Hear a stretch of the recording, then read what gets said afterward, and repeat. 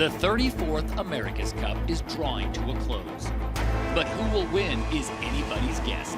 2 weeks ago, the U.S. had been beaten 3 times in succession by Emirates Team New Zealand. We need to go back and regroup. We feel they've got a bit of an edge on us at the moment, especially upwind. Going to play the card strategically. At the time, the defending skipper, Jimmy Spithill, had this to say. I think the question is, imagine if these guys lost from here. What an upset that would be. Almost got it in the bag. So that's my motivation. Spin forward to race 16, and it was a different story entirely. A lesser team probably would have just dropped the ball or split apart. But this team pulled itself together. 8 quick wins early on had put the Kiwis on match point. Oracle were in crisis. Then, against all odds, the American defender clawed its way back into contention. Yesterday, they clinched their 5th win in a row, closing the score to 8-6. Oracle Team USA gets the win. You know, the thing I've found is that the things that are when it's very difficult and very challenging, that's when it's the most rewarding. And as per usual, we're going to go back tonight, work very, very hard, and come out tomorrow swinging. One more win, and the Kiwis will own the cup. It is definitely a battle. You know, there's no question that the Oracle guys have stepped it up a lot. We know we can win, and that belief is going to be there until the very end. But to do so, they need to overpower a defender who seemed hell-bent on claiming the title of Comeback Kings. This is the 34th America's Cup. Who could have imagined? Day 15, and we are still racing at the 34th America's Cup, scheduled for 2 races today, races 17 and 18 if necessary. Alongside Gary Jobson and Ken Reed, I'm Todd Harris as we welcome you to beautiful San Francisco, California on a clear but windy day. And Ken, the mission is simple: win or go home. Well, it's all about winning the start. When I say win the start, I don't mean by a half a second. I mean win the start and position yourself to be ahead at Mark 1. That goes for both boats. You know, New Zealand can take away some good things from yesterday. They got behind early, but they never got further behind. It's hard to be tied to a string by 150 meters to the other guy. That means they're fast. Don't worry about it, fellas. You just got to get off the starting line and give Ray Davies a lead for the first time in 6 days. For Oracle, the theater, the drama, it all continues. Can they really do this? Can this be a comeback? Well, hold on today, Todd. Breeze is on. We could see breakdowns. And Jimmy Spithill and his crew know that they have to win the remaining 3 races or the cup goes over to the Kiwis. Working in conjunction with Tom Slingsby and Ben Ainsley, they know the mission at hand. To be in this game, you have to be competitive. When I look at the guys around me on the boat, they're all the most competitive guys I've ever met. And man, it's a pretty good day when you can wake up and go out with these guys and you know, be involved in the race of your life. It's what it's all about. A lot of people think it's nerves that we're feeling going out to race, but I like to look at it, it's adrenaline, and that little shot of adrenaline that you're getting, it's payoff for all the hard work over all the years. And to be in this situation is it's a feeling that no one else can feel. It's only the people who have put in all the hard work for a lot of years, and I like to think of that nervousness. It's not nerves, it's the payoff for all the hard work. And for Team New Zealand and their skipper, Dean Barker, the pressure continues to build. But you'd never know it. Dean Barker and his crew embracing the moment to close this out. You know, we live for these days. It's about pressure. It's about being able to respond to that pressure. It's being able to deliver when you need to. And you know, today we do need to deliver. Sitting here on match point for the last few days, it's been frustrating not to be able to get the last race tucked away. And you know, today, you know, I think everyone is in the right frame of mind. We know that we can do it. We've got the equipment, and we just have to sail well.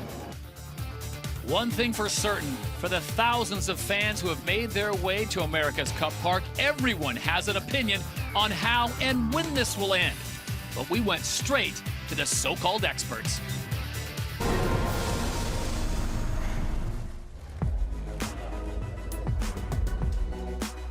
Well, I think you got a serious momentum shift. It's obvious, there's no question about it, and perhaps one of the biggest in Cup history, really, in the Cup match. And you can just feel the belief radiating from Oracle. And I think the Kiwis are doing a pretty respectable job of keeping themselves together, but you have to imagine in their own heads there has to be a lot of doubt that's been created, no matter what they're telling you. It would just only be human at this point. Well, I think Dean and his crew can win the America's Cup, but they have to sail the perfect race. They have to find the perfect conditions, they have to mode their boat perfectly, and they have to sail it perfectly. Jimmy Spittle and his crew, I don't think have to change very much. They have to keep doing what they're doing, and they're doing it very well. You know, today's race wasn't about errors or finding wind shifts, it was about boat speed and covering and protecting, and they did it pretty well. This is right up there. I mean, this is my 4th America's Cup, done several Olympics, done around the world races. This is quite extraordinary. Arguably, there's never been a bigger story in New Zealand than this in terms of the number of people watching it. I think we hit a viewer figure the other day of 1.3 million, and that's something they could actually quantify. 1.3 million is more than a quarter of the population, and that probably doesn't include all the people sitting in sheds and bars and all the rest of it watching it. So it's just absolutely massive. Where I come from, it's enormous. It's outrating the All Blacks, which is saying something. Well, I think it's a big story for now in sailing terms. If Oracle gets us into a final day, or if Oracle manages to win with this kind of comeback, it becomes very quickly a big global sports story.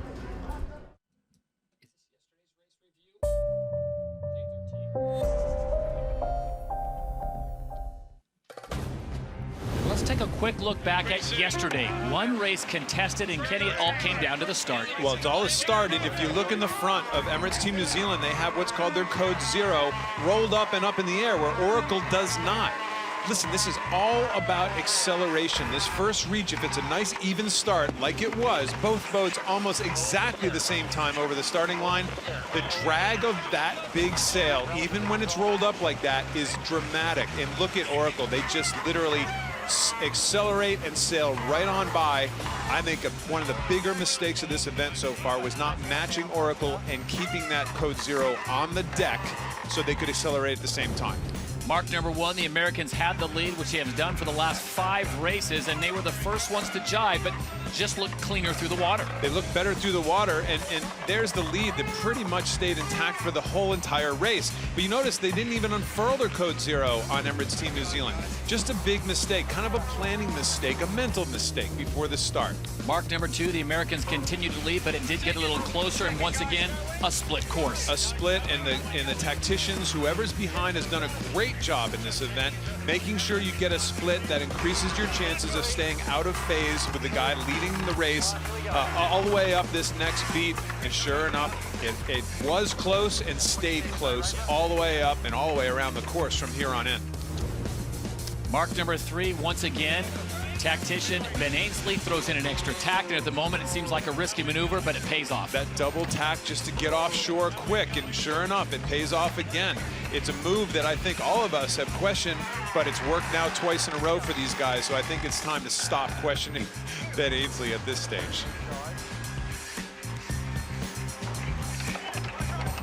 So the Kiwis would come around Mark number 3 on the 4th leg, trying to close the gap, but again, the Americans found their speed on the downwind leg, up on the foils, and this was pretty much it. No passing lanes. When it's not late and fluky, I think we've only seen one single pass this entire event when there isn't code 0s up in the air. So both of these teams have gotten so good at boat handling, at handling their boats, at being efficient on their foils, that it's pretty easy not to get past and go on to win the race. And at the line, Oracle Team USA would get the victory, their 6th point after the 2 deductions. And it's amazing to think what would have been had they not been penalized 2 points. We'd be all even on 8. You wonder how often these guys are. They say they don't think about it, but my goodness, it's only human.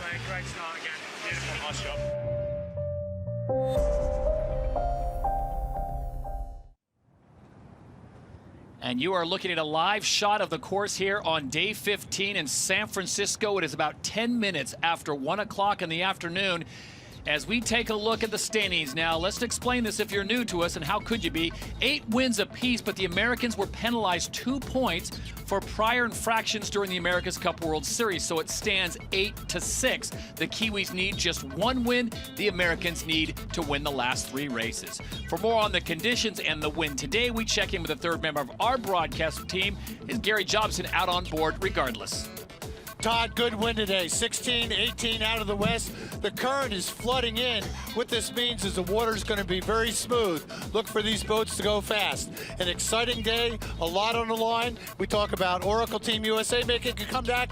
Maybe Emirates Team New Zealand can do it. Sailors from Annapolis, Newport, and San Diego are all on the edge of their seats to see this race today. All right, win limit today in this first race is 24.6. That should not be an issue. As Gary was talking about, it's a flood tide, the water pouring in from the Pacific into the bay. The flood tide, there's really 2 effects that I think really help Team New Zealand today. Number 1, the flood tide smooths out the water, and even they think they're faster when it's smooth water compared to chop. The second factor is they love starting up high on the starting line, up towards the weather end. In a flood tide, there's an advantage up there. Same courses we've had all the way through this America's Cup event. Finally coming around, Todd. Hey, we could see history being made today, one way or the other. Either the best comeback ever, or somebody actually taking the cup home with them. Oracle Team USA helmsman Jimmy Spithill on the left. Man with a 14 on his helmet, that is skipper and helmsman Dean Barker for Emirates Team New Zealand. Present time, the wind is 16.8, and about a half an hour ago, we were concerned about getting the first race in, let alone the second, as it was 22.6. But it has calmed down just a bit as we are now at 3 minutes to go before race number 17. The Kiwis at 8, the Americans at 6, New Zealand needs 1, the U.S. needs 3. And Oracle Team USA will come in from what we believe to be the favored side of the starting line, that port tack start that gets them into the starting box 10 seconds before Emirates Team New Zealand. On board the defenders, Oracle Team USA will give you the best pictures and sound throughout the racing. And the same for Emirates Team New Zealand. We've got them covered from top to bottom. That's a nice pressure. Got us on time now. Here we go, full pace.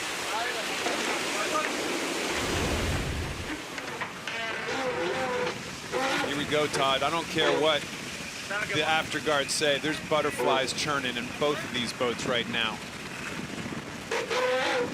Gary, it's surprising the breeze has really kind of stopped a little bit. It was windy there for a while. This is much more in control for these boats, isn't it? Well, it was over the limit there for a brief time, Ken, but the wind is good now. I expect a really good race. Both boats now in the entry box, and the dance begins with 1:45 to go before the start. With the strong flood tide, look for the boats to work for the windward end of the line. You get the puffs first, and you take advantage of the current. 90 seconds to the start.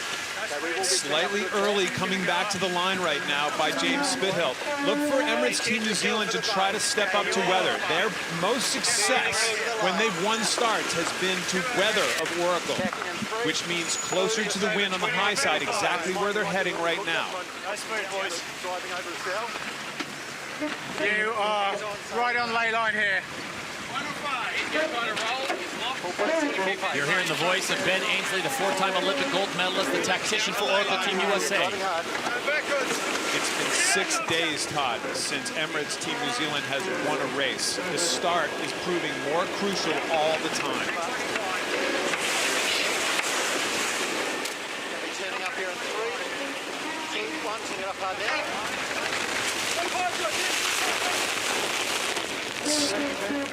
Very aggressive match racing move. What Emirates Team New Zealand will do now is try to block the wind of Oracle. Can Oracle get a last-minute hook underneath them? That's the big question.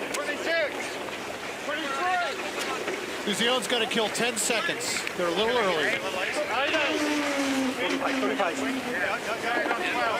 them up here, big them up, big them up. 7, 10, 9, 8, 7, 6, 5, 4, 3,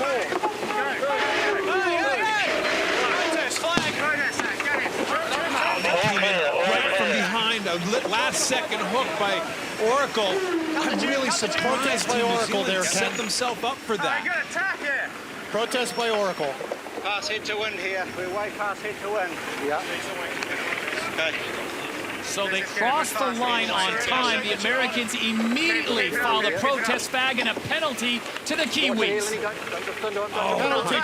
Penalty to New Zealand there, guys. They'll just have to simply slow down, however, and be There's going to be contact here right now. Bang! Jim on, guys. Don't let me lose the foul. Jim on. Here we go. Let's go. Go hard the other way now. Idiots. Here we go. Nice work, Jimmy. An absolutely disastrous start for Emirates Team New Zealand. They will now have to sit for 2 boat lengths. Just getting it now, yep. So the penalty is now complete, and New Zealand has dug themselves a huge hole even before we get to mark number 1. A last-second hook by Oracle. I'm really surprised Team New Zealand got so slow and so low there. They allowed the boat from behind to come in underneath. Last-minute hook and just hold them head to win until there was a collision. I mean, the boat to weather is completely vulnerable in that situation. At mark number 1, America has the lead. The Americans cross the mark 1, and the clock begins to run on the Kiwis. Pressure all this way. And handing Oracle Team USA with the momentum they have, an 18 seconds lead, Ken, on the first mark. Not good. My goodness, I'm really surprised. We'll have to go watch that start again here in a minute, but that was really, I don't know. That's where nerves, I don't know. Something's going on in the head of Dean Barker right now. Do you think Dean Barker thought that Jimmy Spithill was trying to go up to the top of the box and was just giving him a fake? Because it was clear once he made that turn that Spithill was going for the hook. No, if he had stayed on the wind towards that weather end, I think he could have cleared out and not allowed Oracle to come in from behind, but he got so slow and actually came down towards the line a little bit. It kind of opened the door for Spithill to come in and completely, I mean, own the day, own the start in a big way. And then there was apparent contact, so head umpire Mike Martin and his crew pretty much had to do the only thing they could, and that was assess a penalty to the Kiwis.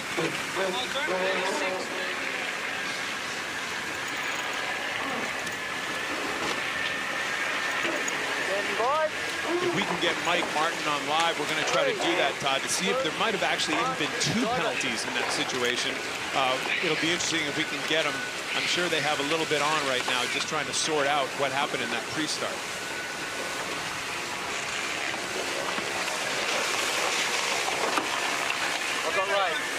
So on leg number 2, the Kiwis have dug themselves a 400-meter hole. And Ken, we were watching out here prior to the start, and the Americans were just practicing, and they were traveling at over 50 miles an hour. Something you never thought you'd say in a sailboat racing event. You know, what could go against the Americans at this stage? First of all, remember, they played their card. It's a windy day. They played their breakdown card in the second race. They break, it's over, right? So that's one thing that's always in the back of every Oracle team supporter's mind is we don't have any buffer anymore. We have to get around. This thing has to stay in one piece for 2 races today, not just 1.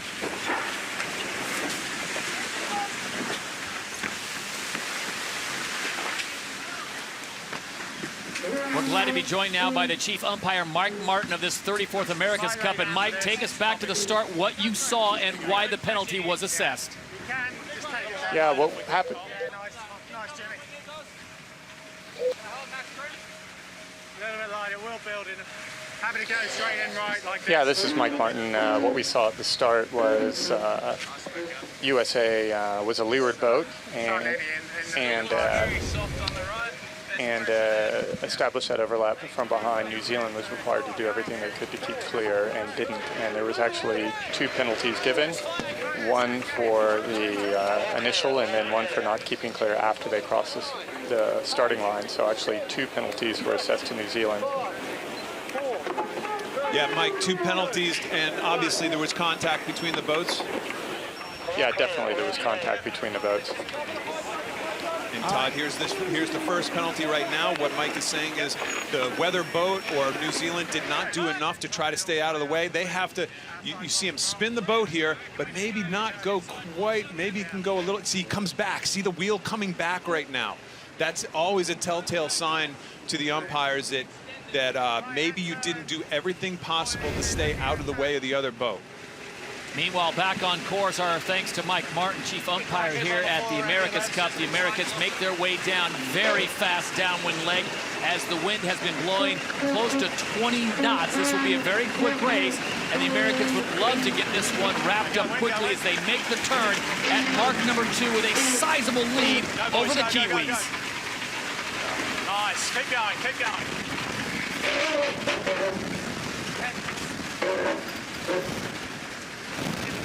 Need a little oil when you can. Setting up there. Stand by, boys. Go backwards. And the lead has grown, and this time the Kiwis will not split the course. They will follow Oracle Team USA, going closer to shore, but they have dug themselves a 29-minute delay behind the Americans. And Ken, I guess one of the questions I would ask, without a situation to play that provisional card, contact and damage to the American boat, do you think that's something they have to look at? I don't think so. I think you're just tapping the carbon fiber skins at that stage. Even if there's a puncture, unless there's some sort of lamination or delamination issue right around, let's say, where a shroud is or where that front beam is, then you might have something to look at it. But typically, a little tap like that isn't going to end your day. So a delta of 29 seconds around mark number 2. The Kiwis now heading closer to shore, as are the Americans. We check in on the water once again with Gary. And which side of the course is a sweet spot, Jabo? Well, the sweet spot is away from the middle of the course because the current's so strong. Todd, I'm sitting here watching this race thinking, if I'm on board New Zealand, how am I going to catch up here? Well, the first thing is to stay fast, don't give up. Things happen in sailboat races, and when you're way ahead like Oracle is right now, sometimes you throttle back and get conservative, saying we don't want to break anything, and that's where you have your opportunity. So this race is not over yet, and as you can see, New Zealand on the left is going pretty well. And Ken, that picture says a lot as the Kiwis on the left-hand side not quite foiling upwind, but clear foiling upwind by Oracle Team USA. Yeah, close. You see the Kiwis coming in and out of the water sometimes. Both boats are really beginning to perfect this foiling upwind, especially when you want to get fast, a fast mode, let's say across a current line or towards the next puff. They're using moding, fast mode and high mode, much more effectively. You can see where Team USA is actually in that cone right now. Now they'll start going a little higher onto the wind, most likely, to try to stay in that relief behind Alcatraz Island. 3, yeah, okay, 2. You wonder how they're suddenly able to foil upwind more than we've ever seen. And they've been working on their systems to be able to get that foil exactly right in the water to give them the boat to lift. And what's impressive about this team is the wind limit is only about 12 knots to get them up in a foil. When it's 16, they just take off and fly.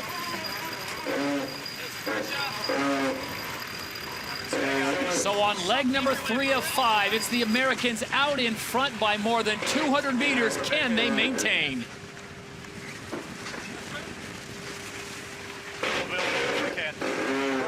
Really left-handers. Ben Ainsley calling out the big left-hander.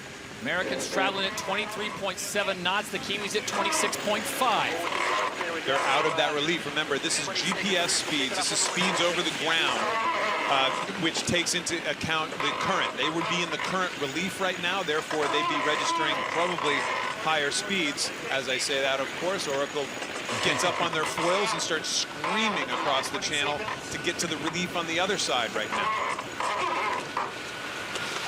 10 seconds.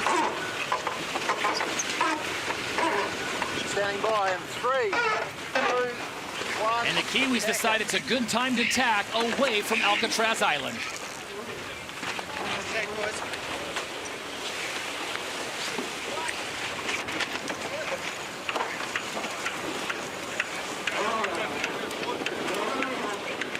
On an absolute picture-perfect day for sailing in San Francisco. This is the 34th America's Cup. Team New Zealand, 8 wins, needing just 1 more to claim the cup. The Americans have 6. They need 3 more, and right now, it looks like race number 17 going clearly the way of the defenders, Oracle Team USA. It's a little game to him there. Activity down on the water. Oracle Team USA looking very good. Here come the Kiwis closing the gap. Now it's below 300 meters. Gary Jobson, as we spin it forward, if the Americans could hold on to this race and get the win and force a race 18, what does the weather look like later this afternoon? I think the weather looks pretty good for a race this afternoon. The fact that it's died down here in the last half hour or so says that the wind should be good for another race. For New Zealand, they got to think about what they made, what their mistake was. Overly aggressive, didn't cut it. They've got to be a little better on the next start if they want to win it. Wind limit for our second race today would be at 24.1 knots. 20 seconds. These guys are going 30 knots upwind against the current. Again, they just seem to be going faster every day. Here we go, guys. 4, 3, 2, 1. Here we go. Oh, I like this move by Oracle to go in and push really hard. Even though they're ahead, they're going to be very aggressive and keep working to push New Zealand back. Nice move. Good pressure. Good this one. Really good pressure. Yeah, it's good here. Get it going. Yeah, keep doing what you're doing. The difference you notice since American team has made the change with tacticians from John Kostecki to Ben Ainsley is there's a lot more communication between the 3, Ainsley, Slingsby, and of course Jimmy Spithill. Yeah, more chatter, more of a 3-person team back there. There's no doubt about it that everybody has their own way of doing things. Really, John Kostecki, I think, was much more, it was more of a 2-person afterguard with he and Jimmy Spithill, and Slingsby was there to kind of help or assist where needed. Where now, for sure, Ben Ainsley has brought in Tommy to be a major part of this afterguard, and it's clear in the communication. You can see that every single race. Ken talking about the afterguard, the 3 men in the back, the driver of the boat, James Spithill. Tom Slingsby is now a strategist, an Olympic gold medal champion himself, and Ben Ainsley, Sir Ben Ainsley, a 4-time Olympic gold medalist. 40 seconds to get to the lay line. As we listen in with Emirates Team New Zealand. It's going to be a bit of a drag race across here now. Both boats likely to stay on port tack and just fly, literally. I'm looking upwind here, Ken, to see if the wind shifts to the right a little bit. That's the one thing that can help New Zealand out of this position. Wind going right, better course to the next mark. 20.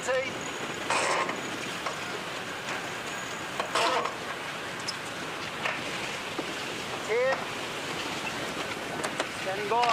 3, 2, 1. Attacking. Nice pressure out of it. Grant Dalton, the general manager of Emirates Team New Zealand at 56 years of age, doing his grinding work. And Ken, you crunched some of the numbers about these 2 teams, and there is a bit of an age difference as far as the average goes. Yeah, for, almost 10 when Grant Dalton's on board, which he is on board for the first time in several races today, replacing Winston McFarlane. It's over a 10-year difference in average age between the 2 boats. Oracle considerably younger. Average age on Oracle 32. The youngest member of the Team New Zealand team is 32. So are you postulating that possibly this long regatta is starting to wear down on the older Emirates Team New Zealand squad? Well, no, I'm not saying that. You're getting me in trouble, first of all. I'm going to get beat up by a bunch of Kiwis at the end of the day. No, not at all. Listen, also, you can make a good case that you lean on experience in tough times, right? And for sure, guys like, they keep talking about guys like Rob Waddell, who have been through major sporting experiences, gold medalist twice in rowing. You know, he's been through pressure situations before. Guys like him have to keep this unit intact, and I think he's doing that. They just got to get off the starting line one of these days. Grant Dalton certainly has earned his way on the boat, and Ken, not trying to get you in trouble. I know you can do that on your own all by yourself, but this is now the longest America's Cup in history. Well, he took himself, good for him. He's 56 years old. He's incredibly fit, first of all. We can't not say that he isn't unbelievably fit. But good for him. He took himself off the boat for a few races to give the younger, stronger Winston McFarlane a few races, especially in the lighter air when you have to jibe or get that code 0 working around. And Winston McFarlane is an absolute beast as far as strength goes. Oh, he's a monster. They're all monsters. They're all really fit. This is a game of athletics, of athletes like we haven't seen before in sailing.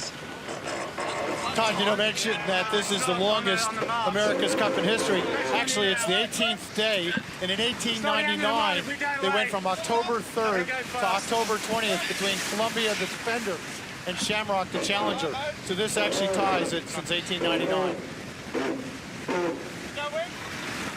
Going lighter here, watch it, don't chase it in this light stuff.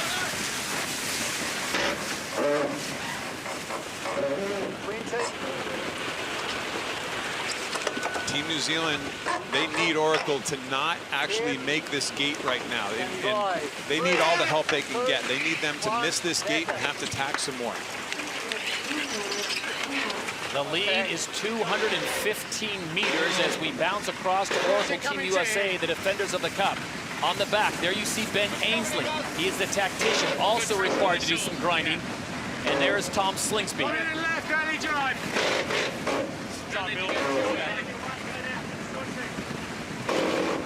Got 15 seconds in.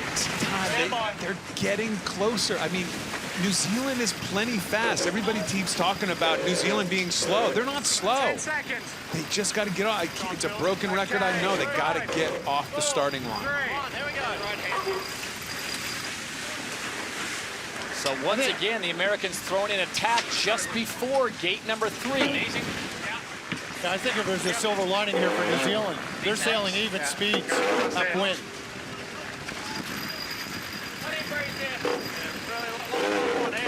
And at gate number 3, like the past 5 days, it is Oracle Team USA that has the lead.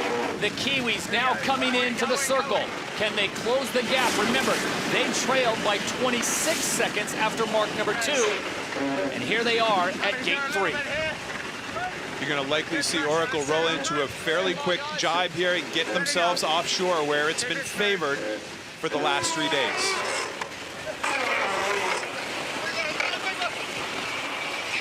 So the lead is down to 19 seconds. The Kiwis have chopped off quite a bit from mark number 2, but the Americans are off and running.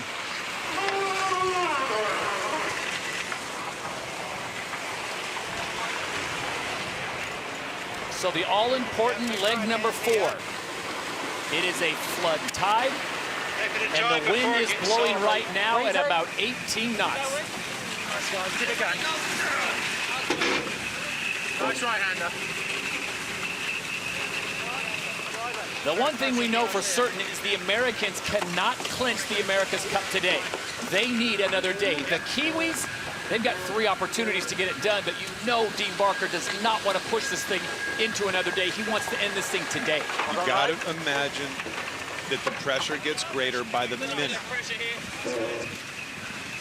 Set up. Yeah, setting up. Stand by, guys. Okay, Jimmy, whenever you're ready.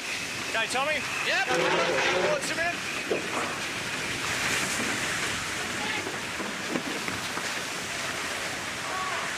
Back on the bay in San Francisco, Oracle Team USA has the lead. The Kiwis coming awfully fast. They've got a nice line here. They trail by 280 meters, but coming in very quickly, traveling at 41 knots. As usual, they don't go away, but when you give the other guy a jump, I mean, just bad things happen right out of the blocks. These guys aren't going away. They are not slow by any means, the Kiwis. I kind of admire the New Zealanders' aggression at the start. They're just too close to the line to get it done. They opened it up for Oracle. Huge mistake. They got a little more room next time. They'll be better off. Both boats traveling at nearly 40 knots. That's 46 miles an hour, heading downwind on leg 4. It'll be a big right-hander and to the finish line. Chance of that dummy move here, Dino. Want to always keep the leverage this way. Yeah, copy that. You heard Ray Davies say, chance of that dummy move. That means they might try a fake jibe here, try to shake these guys, just get them going in the other direction. They need anything. They need any sort of split right now. They're not going to pass them just by following them. Ken, how often do you see fake jibes work? How often do you see fake jibes in a catamaran going 38 knots work?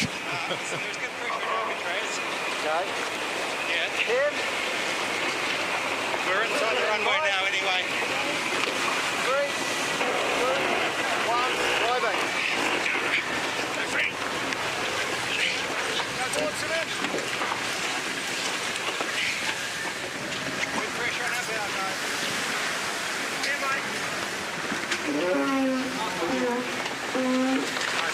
No fake. They stay outside of that current line. I'm sure they're not really worried about the current line going downwind. But for sure, Oracle does, Gary, they do exactly the right move here. They just stay right in sequence. Why take a chance at this stage? Right out of the book. Stay between your competition and next mark. Nice work. Shannon Falcone there on the right of your screen. Yeah, we can't get to A-line. Okay, building pressure slowly. And going. Keep coming. He's don't go away though, Todd. If you look at that, that just glued to him. You know, it's so easy to talk about these starts like, I know, let's just win a start. I don't think you could create a boat that's harder to figure out how to start than these boats. Foiling, not foiling, wings, tiny little jibs, accelerate, decelerate. It's about as tough as it gets. So, you know, I feel for Dean Barker in this situation right now, believe me.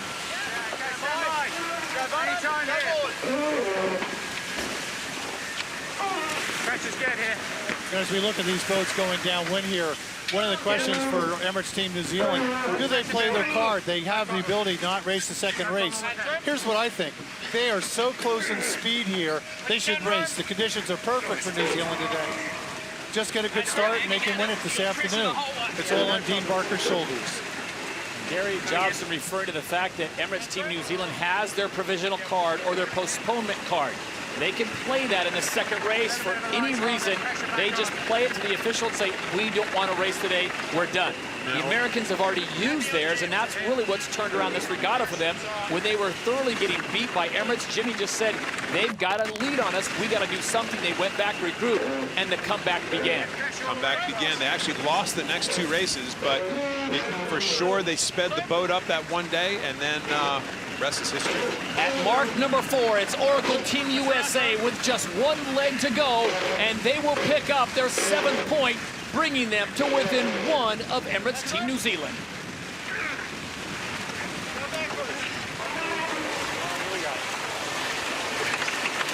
And this view has got to be getting old for Dean Barker and his crew, coming around mark 4 and seeing the Americans 300 meters in front. It stays at 300 meters.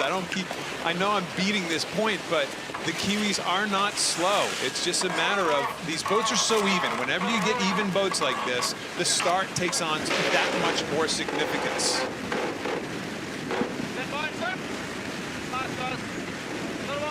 Well, unless you're a Kiwi fan, that is a beautiful sight. Up on their foils, traveling in excess of 39 knots, heading into the finish line, and another victory. Day 15, race 17 will go the way of Oracle Team USA, which means we will see an 18th race here in San Francisco. Big sting in 5.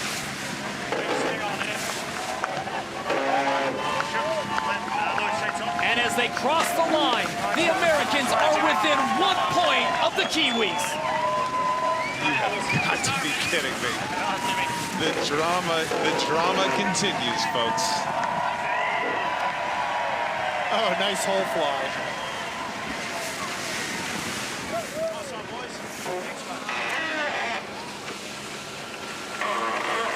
And the final delta for Emirates Team New Zealand at the line will be 27 seconds in second place.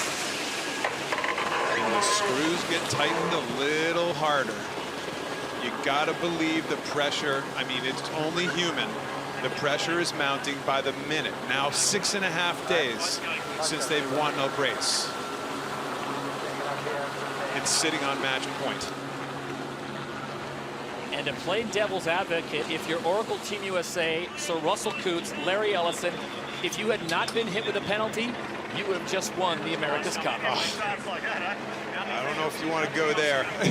It's just looking back, but hey, you know what? The team took the bullet. They had to. That's what the jury decided, and they made some mistakes, and they paid for those mistakes. Could pay for them in the ultimate way and losing the America's Cup. Now you can officially say they could, if Team New Zealand wins, Oracle lost the cup because of those rule abuses. What, a year plus ago? Infractions deemed illegal during the America's Cup World Series. The Americans docked 2 points prior to the start of the 34th America's Cup. They have dug themselves out of a hole. The score now, New Zealand 8, needing 1 to get the cup. The USA 7, needing 2 to retain it. I mean, it's got to be almost the team on board right now. They're just getting a little chuckle out of this. Like, can you believe this? Is this really happening? And if you were here over the weekend to watch the America's Cup thinking that you would see the coronation, and now you're at home, you might want to book a flight back to San Francisco. Yeah, this could be the showdown of the century in our sport. Again, our sport has never seen anything like this. It's never seen boats like this. It's never seen conditions or speeds like this. And it's never seen a dramatic comeback like this ever. You know, if we do have another race and Oracle wins it, the score will be tied 8-8. The conditions here tomorrow are forecast to have 35 knots. We could wait another day. That'll just all sink in and build the pressure on both teams. So both boats make their way back up to the top of the course. We are scheduled for our second race start, which would be race number 18 at 2:15 local time here in San Francisco. And the wind normally builds here in the afternoon, so that is something we will certainly keep an eye on. Gary Jobson will keep us abreast of any changes in the tide and or the wind. As we go on board the Defenders Oracle Team USA, Jimmy Spithill, much nicer talking to you after these wins, and they have come in bunches. Jimmy, the start, really the key to this race. What did you see and what were you trying to accomplish? Oh, we just saw an opportunity there, and you know, Philippe and I and the boys were doing a lot of work at night, just really thinking about these starts, and yeah, it was great to be able to put it together. I mean, very physical race today, and the boys really dug it in. Jimmy, is there any damage to the boat? There was a little contact there in that pre-start. Rubbing's racing, so nah, she's all good. You know, we're watching you foil there upwind, Jimmy, and you seem to get faster every day. How are you able to do this? How are you able to make this change where you had trouble foiling upwind a week ago, and now you're able to make it happen easily? I've just been doing a lot of work at night. Yeah, design engineering team's just been working really hard. Obviously, our shore team is getting absolutely flogged every single night making these changes, but man, they're rewarded. I mean, the boat is just getting faster and faster, and yeah, the boys are you know, really starting to believe now, and there's a lot of good energy on board, and we're going to try and use that for the next race. Jimmy, your message to those folks who, when it was New Zealand 8 and USA 1, and you were selling the we're going to get the comeback in, what will be your message now that it's 8-7? We're not going to stop. We're going to keep going the whole way to the end. We really want this. You can just sense it on board, the team around us, and we're going to fight the whole way to the end. Jimmy, thanks for your time. Best of luck in race number 2. Jimmy Spithill, the helmsman for Oracle Team USA, the defenders of the America's Cup right now, and they've got one more race on board today as we go over to Emirates Team New Zealand and Dean Barker. Dean, thanks for your time. I know you're busy. It looked like that race was all decided at the start, because after that, you guys were dead even. Oh, I know. It was just an absolute shocker. You know, we're trying to make a bit of a play, just try and mix it up a bit, but just got ourselves in a really, really bad spot, and yeah, just bad option.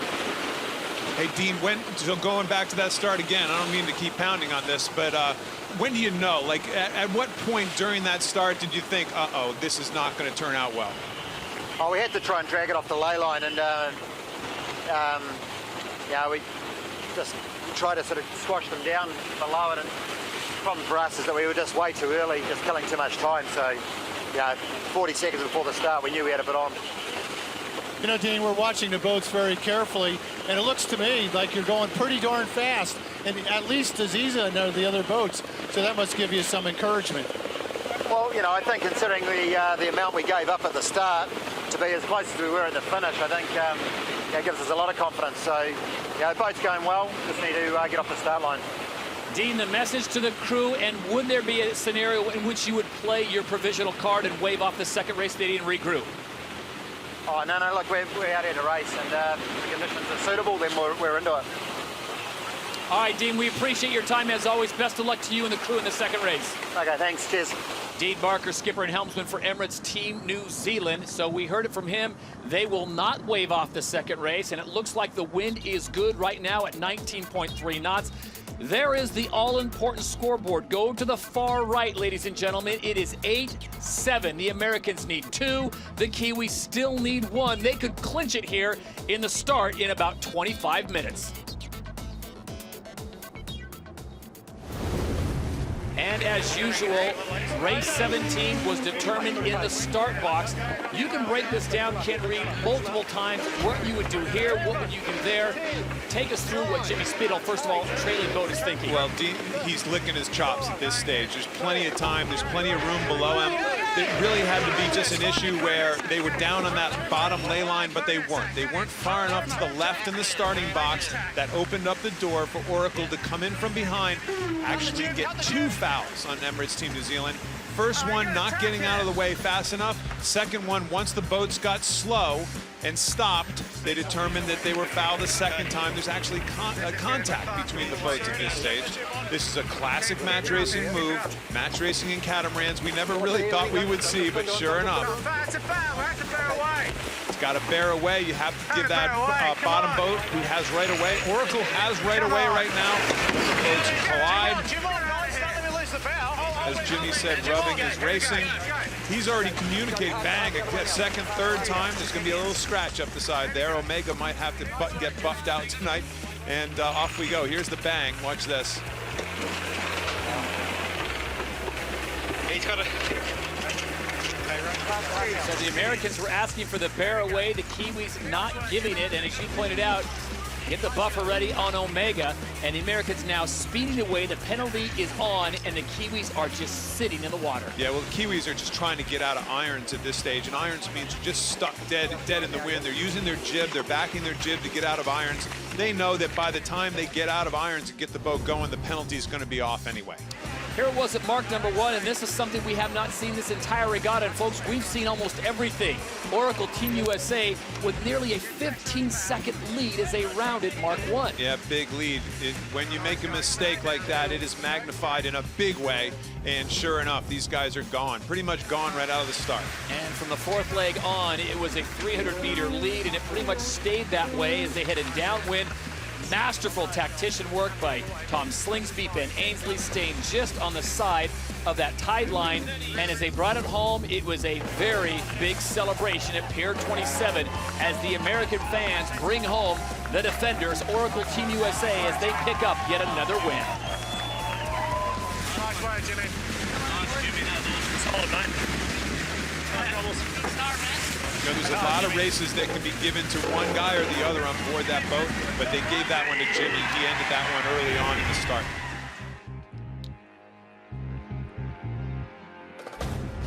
And we go back to the pre-start on virtual eye and give you a look of what's going on as the Omega we've talked about a few times. Make a great watch, but that sticker may need to be buffed. Well, here they get slow. They're well above that left-hand lay line, that port port end of the line. Team New Zealand's just too early. They started coming back to the line very early. They tried to reach over the top. It got them very tight. Nice patience by Jimmy Spithill here. Comes in at the last second. They deem that Team New Zealand did not get out of the way 2 separate times early on, and then they get really slow.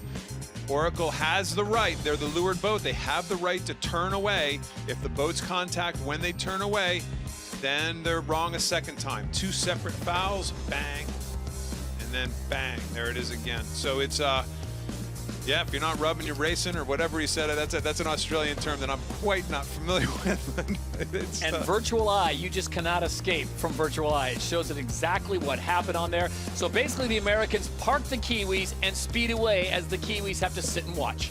Nothing you can do. And again, I don't think they stopped for the penalty at all. They were trying to get out of irons. They were trying to get out of head to win. Classic match race move by Jimmy Spithill. Well, there's the damage on the bottom. Looks like a dent, Ken. We're talking about carbon fiber there. Now, performance-wise issue, or is it more cosmetic? No issue, and that shouldn't be a big deal right now. It's called a delamination. It's the outer skin has actually probably come off of or been punctured from the core between the two carbon fiber skins. Here we go. Again, we're going to see kind of the same scenario. A little quicker by Oracle Team USA. They're probably foiling more upwind, but they sail a longer distance. They're going a little lower and a little faster upwind. Probably a VMG, very similar. They did one more attack, which is interesting, but they always have that maximum speed, no matter what Oracle does. That's the show pony maximum speed that really I don't think means a whole lot, but it's nice to see anyway. And here's your virtual eye as they made the turn, the Americans. And this time the Kiwis don't split the course. They follow them up, and was that a wise call? Well, they didn't really have a choice. Once they both jobbed, it's windy. So when it's windy, the boats are on a lower angle towards the mark, and it's really kind of harder to split. You get on ley lines from further away. They decided not to do the hard maneuver. Oracle's just low and fast. You can see their angles are a little lower than Team New Zealand, but very fast through the water. Team New Zealand, I think, actually came into him a little bit on this leg. So maybe Oracle's mode, that mode that they've been using quite a bit more often, that foiling mode, may not be perfect, or maybe they're overusing it a little bit. It's hard to tell at this stage. But if you're a New Zealand fan, you are comforted by the fact that your boat didn't get further behind. You kept it close. Again, it's time to get a start if you're Dean Barker. Here are your downwind legs numbers, and I always look at that maximum speed. Ken tells me it's a show pony, but when you're traveling 42 knots downwind in a catamaran, that's always fun. Well, it's always fun. It's nerve-wracking. I bet you a lot of those numbers are when they're going around the marks, and that's when the boats have their maximum acceleration. A little bit, actually good numbers here for both boats. A little bit faster for Oracle, almost identical distance sailed. So Oracle had a little edge today downwind. I think upwind was probably even, maybe a tiny edge to Team New Zealand. This is how it looks to virtual eye, the downwind leg as they made the turn. Here's a split right out of the gates, and Oracle jives fairly quickly. They want to get offshore. It's proven to be a pretty nice spot to be on other very similar days to this. And then it's a drag race, 40 knots downwind. Remember, the current is with them out there, so the GPS speeds on board the boat show a little faster than they're actually going over the bottom. Going through the water. But the fact is, these boats are flying 40 knots around the corner, 39, 40 knots around the corner for Emirates Team New Zealand. And, you know, once you get to that gate and you have any sort of lead, you really need a miracle to try to pass the boat ahead if you're a New Zealand fan at this stage.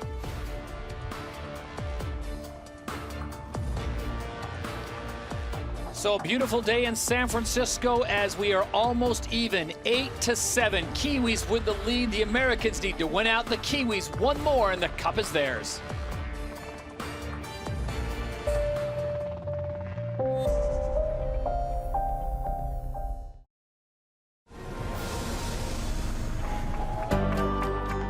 Calling those magic moments of the America's Cup is a big responsibility. One man whose voice resounded in 1995 when Team New Zealand won in San Diego is PJ Montgomery. The America's Cup is now New Zealand's Cup, the most illustrious and elusive of prizes in sailing. International sport's oldest prize leaves the United States, this time to a different down under, New Zealand! On the morning of the 13th of May 1995, I woke up and I thought this could be big for New Zealand, so I better think about it. And it was about halfway down the last leg that I came together with the America's Cup is now New Zealand's Cup. So, and that managed to summarise, and I extended that in 2000. If it was to happen here in San Francisco 2013, I mean, it's a challenge. How do you say, I left my heart in San Francisco, but taken the cup? I mean, there's something jarring, and so I've got a challenge in how you can succinctly summarise it in less than 10 seconds, preferably 6, in those words, and use the words America's Cup as well. So now you've prompted me, I'll start thinking about it. For a country not known for public displays of emotion, the victory parade in New Zealand was epic.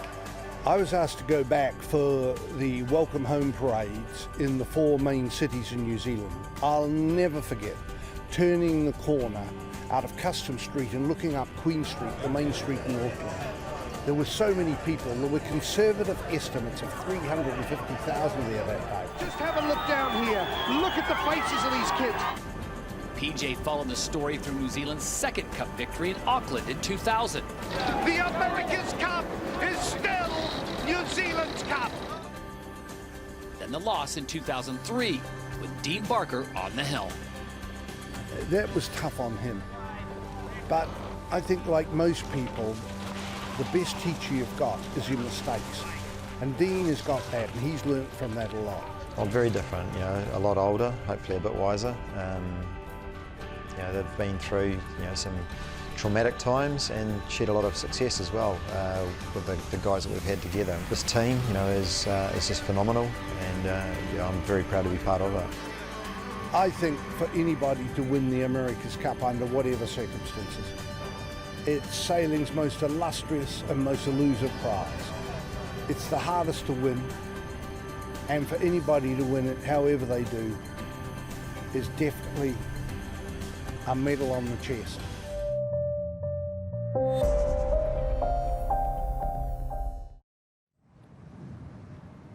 And you are looking at the whole of Emirates Team New Zealand, Ken. We talked about the potential of delamination down there by the Omega logo, but up higher above the Kiwi flag, it almost looks like there's a puncture wound. Yeah, but I don't think they're going to have any problems in thinking that they're racing with that situation. We've swapped. Winston McFarlane is back on for Grant Dalton. Little grunt here in the second race for the boys in the middle. But yeah, I think that damage is, yeah, for sure it's not perfect, but it's certainly not going to be a determining factor, I don't believe, as to the outcome of this race. Meanwhile, Oracle Team USA continue to win as we are on day 15. You have to go back to day 11. The last time the Kiwis notched a victory. Since then, it has been all the defender, as Jimmy Spithill and his crew have done a great job with Tom Slingsby, Ben Ainsley, Shannon Falcone, Rome Kirby, John O'Macbeth, Joe Newton, Kyle Langford, Simeon Tienpont, Joe Spooner, and Gilo Nobili. And don't forget, you know, for sure, John Kostecki's taken a bit of a beating here, but I think for all the wrong reasons. You know, yes, are they reacting differently in the back of the boat right now, or acting differently communication-wise? For sure. But he's one of the most talented tacticians on Earth. Right. He wouldn't have been in that spot in the first place, and their boat was slow. And they won races with him on. They did. They won a race with a slow boat with him on as tactician. So we can't just take a swing at John Kostecki here and say that's a determining factor. Are they doing great now? Absolutely. But he was dealt a pretty lousy hand at the beginning of the event with a boat that was clearly off the pace. Beautiful view of the Golden Gate Bridge. There you see the current forming around those stanchions at the base, and it is absolutely, Ken said, ripping as the flood tide continues. We look good on wind. Our wind limit on this second race is 24.1, and right now it's holding around 20.7, so it will be a fast race, and once again, the start will be key. Let's go back to race 17 earlier today, and the Kiwis looked very good in that pre-start. Up until this point right here. Until it's time to actually do it. They know they're slow. They know they're early. They're trying to zigzag back and forth without, and it's just, the door is so open for Jimmy Spithill at this stage to come in from behind. I didn't realize how close they were to the middle of the line, up the line towards the wind, which means it really opens the door from the boat behind. To be patient and sure enough, get actually not just one, but 2 penalties on Emirates Team New Zealand. The penalties weren't really a big factor, as it turns out, because Jimmy Spithill does what you're supposed to do in match racing, get the other guy stopped. And when you turn away, he still has to give you room and opportunity to turn away. All of a sudden, Team New Zealand starts really going sideways here, and you can see them going sideways, and you're licking your chops if you're Jimmy Spithill. Bang! Yep. There you go. Nothing you can do about it if you're Emirates Team New Zealand. The penalty is going to be gone by the time you get your boat going anyway. Off we go. Well, Gary, you were the closest to the action who was not actually on board Emirates Team New Zealand or Oracle Team USA. What did you see, and what does Dean Barker need to do differently here in race number 2? Well, Todd, as you saw Dean Barker there on the left come up, he just gave too much room for Oracle to come down below him. Barker needed to go a length further, and there would have been no room. But the real problem, as we've discussed, he was set up too early, too close to the line. 2 or 3 boat lengths would have made a big difference. And here's the moment, really, right here. It looks like Dean Barker's committed to going down and cover that late and right there. Yeah, but yes, that's where he should have gone down further.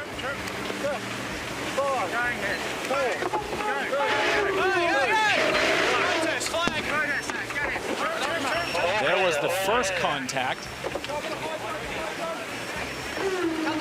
Gary, the key is for Oracle not to force the contact right as the overlap happens.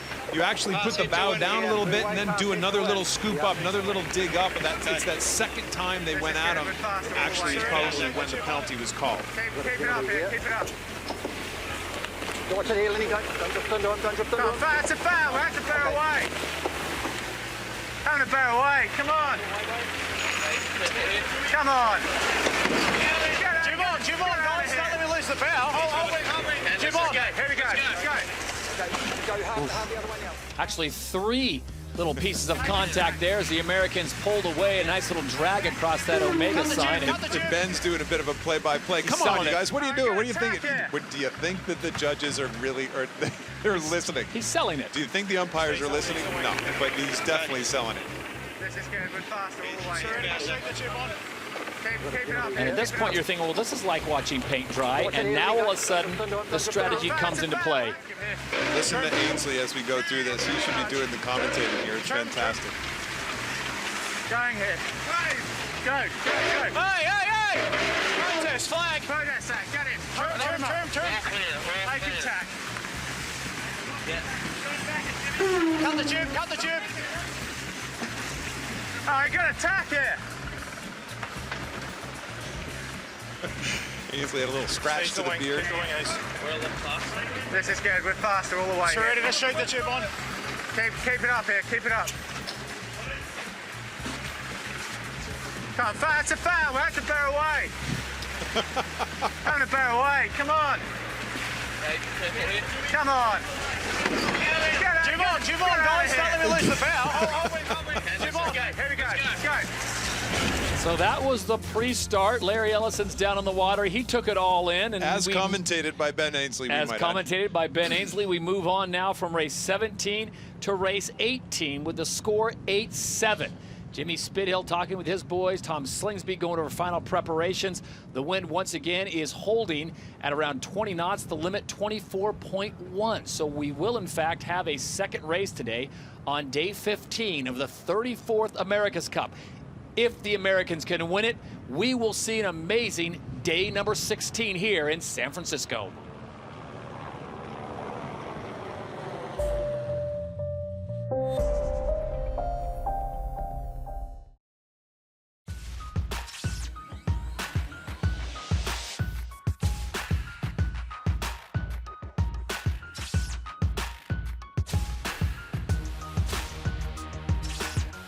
I think there's a lot of pressure on both teams because both teams probably know that if they lose this, that the team is more than likely going to end right here, you know. So they're not only fighting for the America's Cup, they're fighting for survival. Russell Coutts is an America's Cup legend. The controversial New Zealander has won the old mug twice for his home nation, as challenger in '95 and as defender in 2000. But much to the ire of his countrymen, he took it off them in 2003 with a lingy, and then won again for a 4th time with BMW Oracle for USA in 2010. The man simply does not know how to lose in this game. As CEO of Oracle Team USA, he makes the tough calls, like last week when the defense was about to go off the rails. But the comeback since then is now entering America's Cup mythology. First of all, there's a big team involved this time, and frankly, I'm in a secondary role. I've been in the background. I'm facilitating things and helping the team as much as I can, but I think the skill of our team is going to come out this time, from the sailors on the water, and I think we have a fantastic team. We've got a great helmsman, Jimmy Spittle, a fantastic afterguard, and throughout the team we've been in tough situations before, and I think that's going to serve the team well. Jimmy Spittle's really strong in the starting. Jimmy is better at positioning his boat in the pre-starts generally. He's got an advantage there. Tommy Slingsby's bringing a lot of talent from this new generation of sailing. I think if they all gel together perfectly as a team, it's a big gain. So I believe this is a real sailor's boat. I think boat handling is going to be critical. You're seeing gains and losses of 50 metres, 100 metres. That's the great thing. If we knew who was going to win it, 3 years ago or whatever, it wouldn't be much fun. The fact that it's close, that it's competitive, that there's two evenly matched teams at the end of this, I think that's a great outcome, and it's why we're all involved.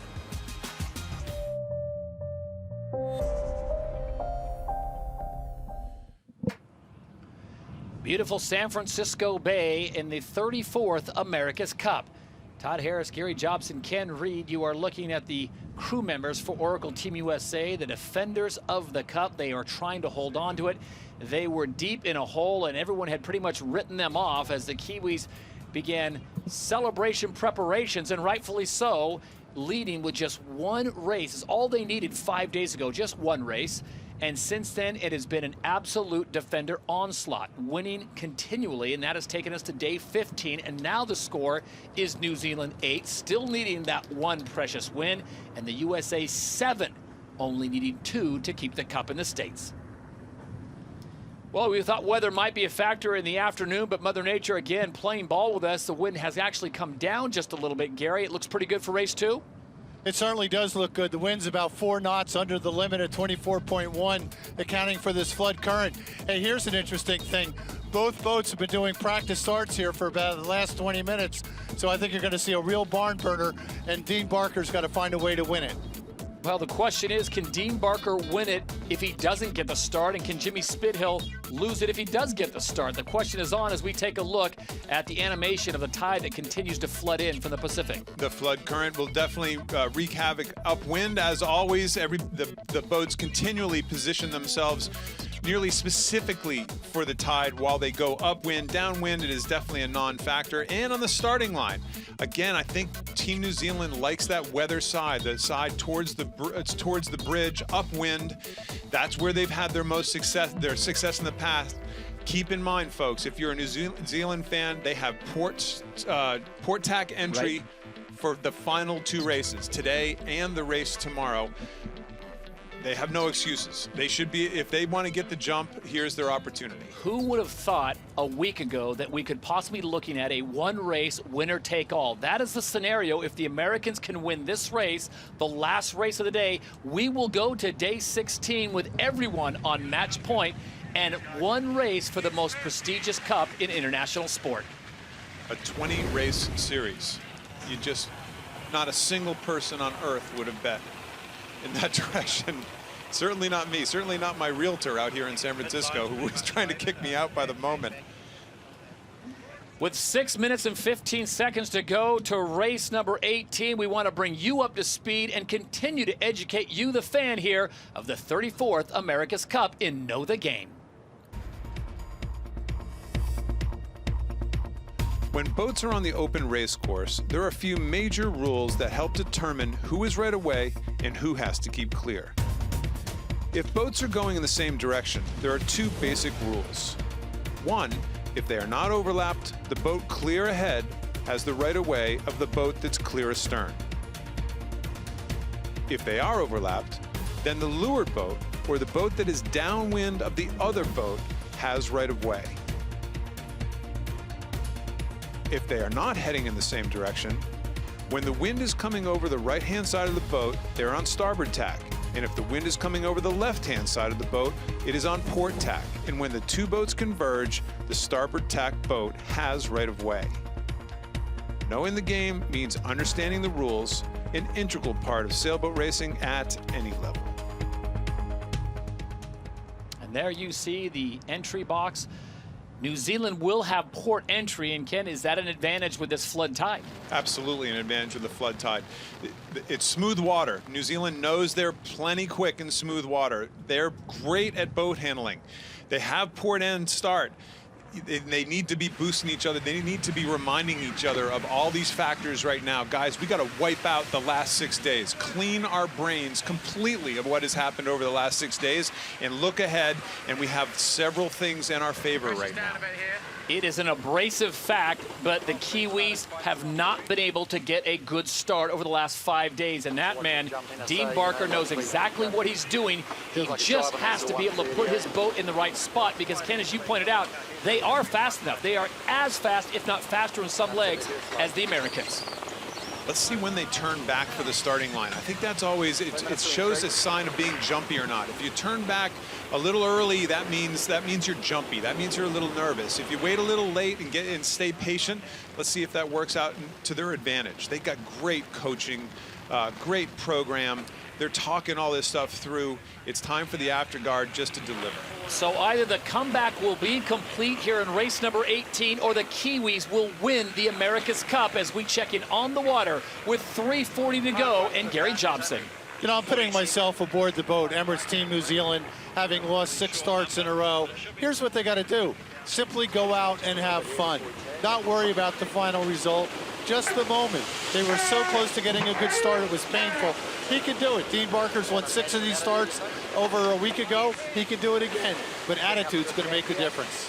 Well, currently it's 9:11 in the morning in New Zealand on Wednesday, and I guarantee there are about 4.5 million folks there that are hoping and praying that Dean Barker can nail this start as we approach 3 minutes to go and the Kiwis on port entry.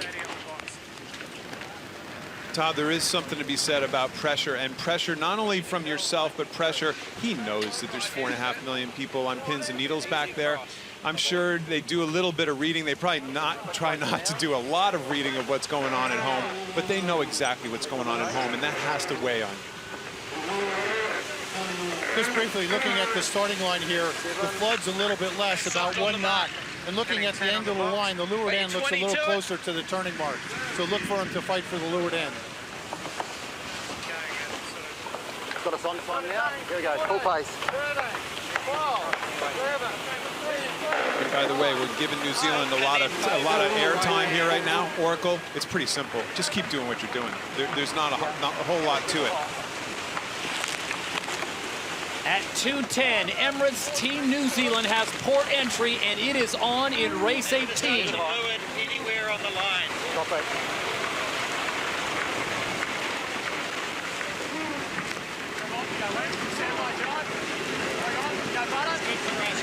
Gary, it still looks puffy out there. We're looking on overhead views, and you see some glassy areas and really puffy areas. There really is, Kenny. And those puffs are about 4 knots, so it's a big difference when you get into those puffs.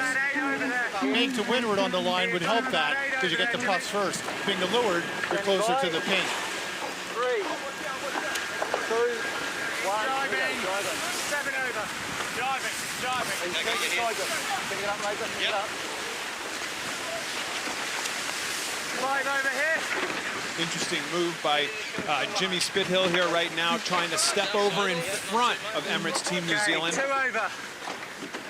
Let's see if Team New Zealand can push them back the way they got pushed in the last race. Let's get it going. Still up. Big speed advantage us. Going. Kelly's nearly on the box. Both boats very low in the box. New Zealand trying to get that early hook. Just able to keep clear. Oracle Team USA. He's got an overlap now. He's got an overlap according to Tom Slingsby. And the Kiwis filing a protest. Team New Zealand has turned the tides here. They are early back for the line, which is an advantage from the boat behind. No penalty. And they no longer have the overlap with 20 seconds to go.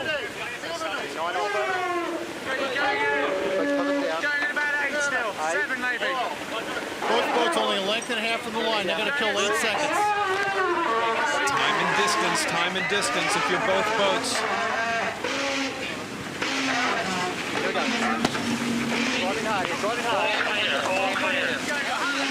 Race 18 is on. This could be the America's Cup, this little reach right here. Can Oracle get over the top, or can New Zealand hold them off and lead around this mark for the first time in many, many races? New Zealand still got the overlap, Kenny, looking really good here.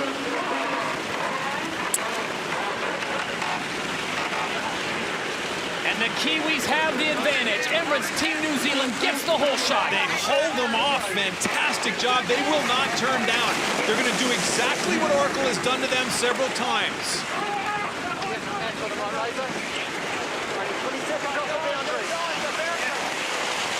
And they go at him again. Nice.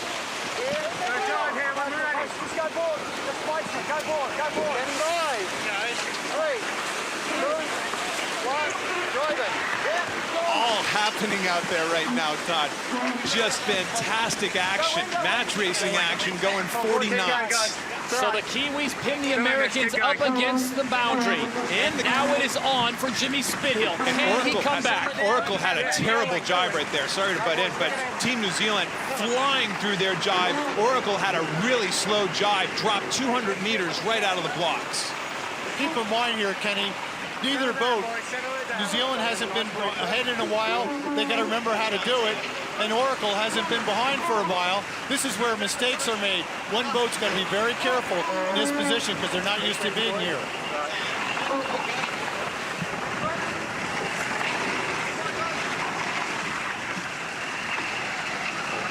No more numbers here. Just settle the boat down. He could probably get all the way in from there. We can't. That's okay. And I think we just go to the boundary. Yeah. Certainly don't hear any panic aboard the boat. This is okay, yeah. Right. Yeah. Still better along the city. I think it makes it harder for him if we go this way, yeah. 25 seconds.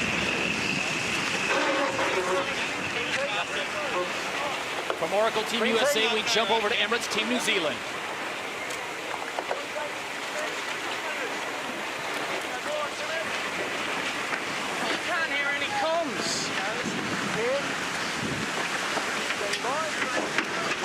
I've lost comms. It sounds like Tom Slingsby saying he's lost comms as we go on board Emirates Team New Zealand from up above. Both boats, no problem on the foils. Not a whole lot in it, though. 100+ meters. We're going to find out if our prediction of Emirates Team New Zealand being fast enough is going to come true. Oracle is flying right now. Big choice for Ray Davies, tactician on New Zealand. Which gate do you take? Keep it smooth. My goodness. That is determining the America's Cup right now, Todd. Just something that sailors never thought they would see. 100 meters is the lead, foiling for the America's Cup. Can the Kiwis get it? If they win this race, they take home the cup. If the Americans get it, they force a final race for the win. Now I'm wondering if New Zealand could lay the mark from this position. If they can, they could get a huge gain. Stand by, boys.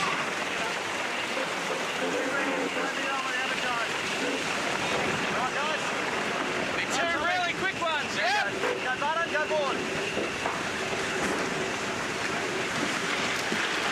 The Americans the first to jibe.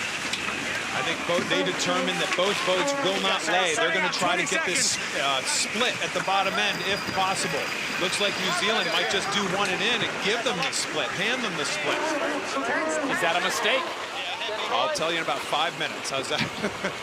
My crystal ball is on the, like Tom Slingsby's comms, my crystal ball is on the fritz right now.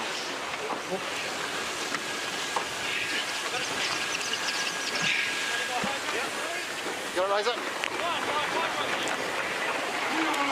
At gate number 2, the Kiwis have the lead. It's 140 meters. As the Americans are coming in fast, will we see a split? 100%. We will see a split here, and we're about to find out who gets that first tack in right, who plays the cone best up that area behind Alcatraz Island that we've referenced now for a month and a half, where there's big relief of almost 2.5 knots of current right now. So the lead now down to 60 meters. Gary, what is Oracle USA looking at? Where are their options? Well, their option is to do exactly what they're doing, tack and try and stay close. Look, they know how fast they've been going upwind. That Oracle boat gets itself up in the foils, they can close the gap very quickly. 10. Standing by in 3, 2, 1. Okay. Nice tack, boys. What are you thinking, Razor? Nice game. I think we hit him. Hit him, copy.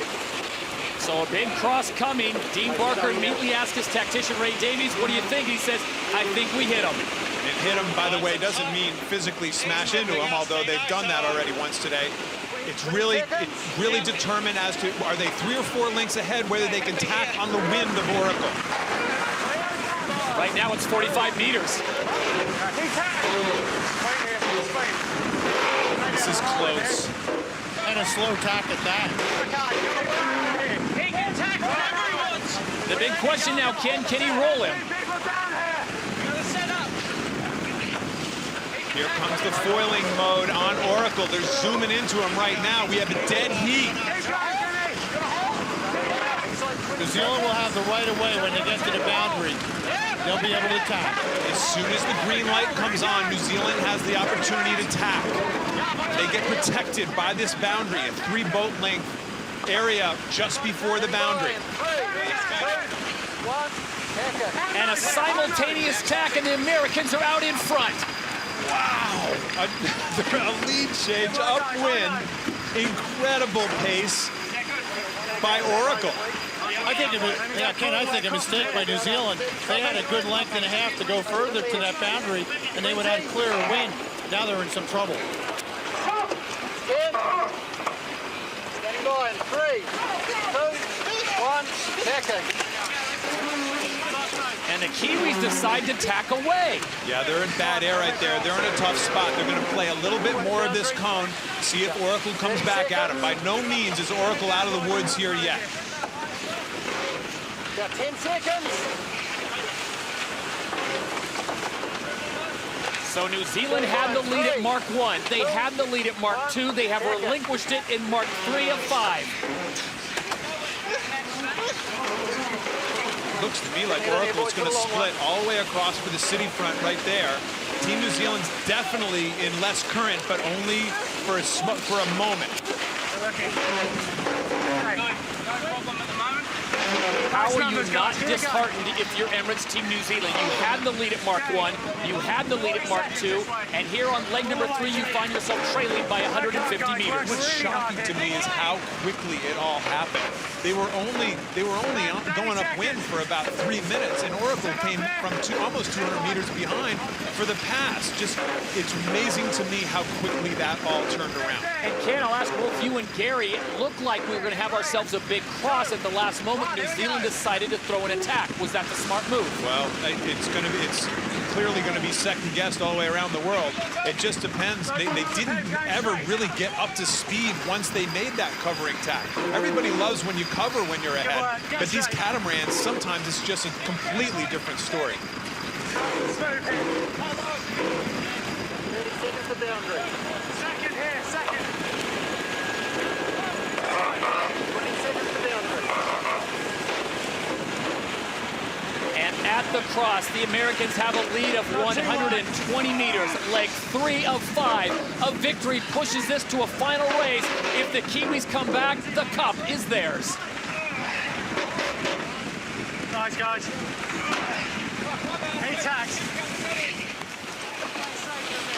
The battle continues on the water. Gary Jobson, if you're Emirates Team New Zealand and their skipper Dean Barker, what are you doing? Well, what you're going to be doing is sailing fast here. And we're seeing Oracle Team USA is right now a faster boat going upwind. But Dean Barker, don't give up. Sail by the numbers, listen to Ray Davies, look around, stay out of the current. That's what you got to do if you're behind.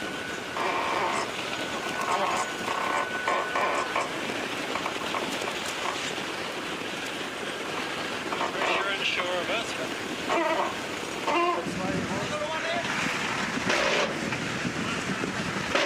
Hey, Jimmy, let's think about it here. Come on, boys. Keep it fast. Nice. Okay, 3, 2, 1, here we go.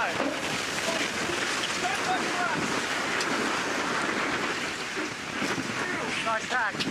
I'll lift that too. A good tag by Oracle Team USA. The lead now 200 meters, but we need to go back on leg number 3. After they went around mark number 2, Ken, there was a potential for a cross. Dean Barker asked Ray Davies how we looking. He said, I think we should hit him. And at the last moment, they pulled off. But they didn't hit. That's exactly right. They didn't hit him, which means we're not talking physically hit him. We're talking about throw disturbed air onto Oracle. They tack well to leeward.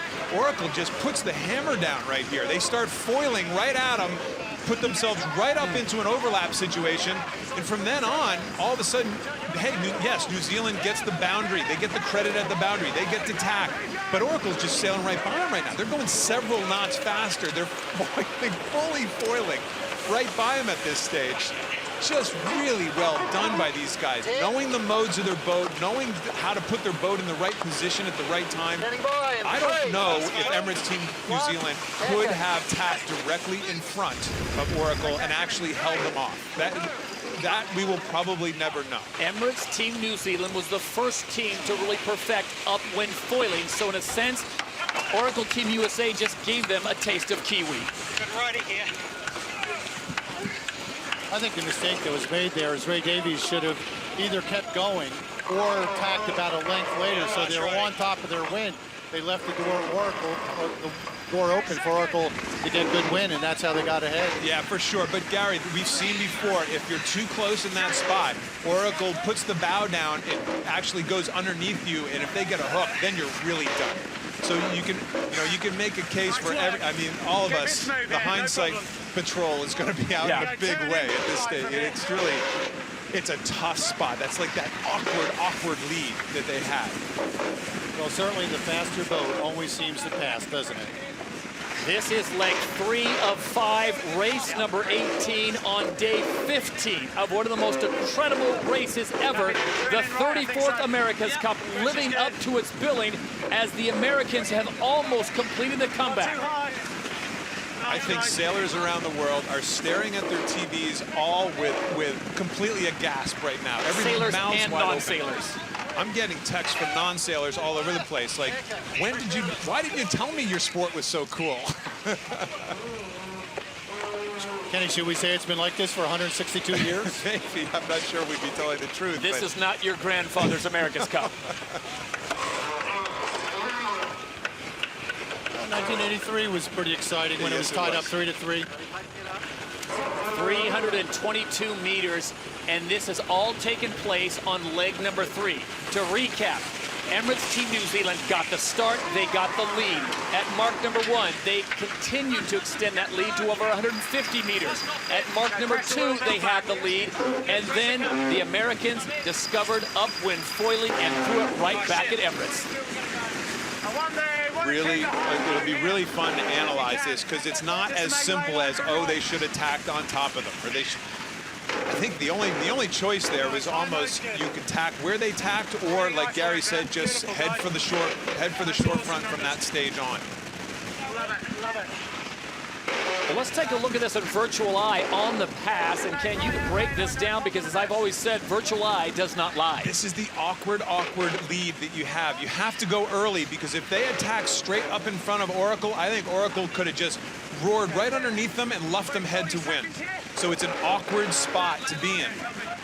It's either you do what they did there, or you keep going all the way across to the city front, and then if you get past, we can say you did the wrong thing then too. It's really a tough spot. Do you think Jimmy Spithill and Ben Ainsley and Tom Slingsby got up next to him and said, did they just give us that? No, I don't think so. They all know these catamarans are so hard to maneuver when you get within that 2 or 3 boat lengths of each other mode. They go so slow in tacks and go so fast in a straight line that it's very difficult to position yourself if you're Ray Davies and Team New Zealand. I'm just surprised it went from 200 meters down to 50 meters in such a short period of time there.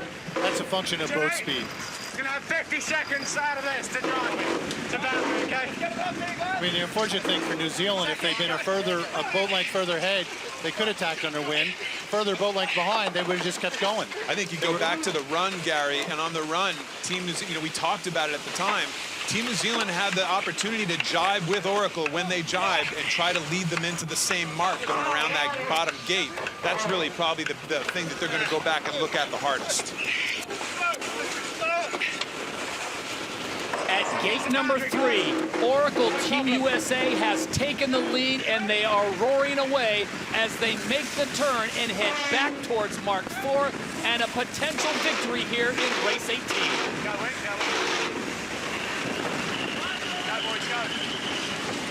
The Americans trailed the Kiwis by 7 seconds at mark number 2, and now they have turned the tides on Emirates Team New Zealand. 5 seconds. Nice and smooth, no problem at all. 30 seconds. He has to come to our mark. No problem. Okay, Jimmy, let's set up here. And Gary, to make matters worse, Emirates Team New Zealand has to throw in another tack. Yeah, they're dropping back. We're right alongside Oracle Team USA, going through their jibe right now. It's so perfect. Staying up on the foils as they make that maneuver. New Zealand not foiling at all. The Kiwis finally reach gate number 3, and the clock continues to march down as they make the turn, and they now are on leg number 4 of 5, and their delta 57 seconds behind the defenders. This is just astounding. We have never seen anything like this.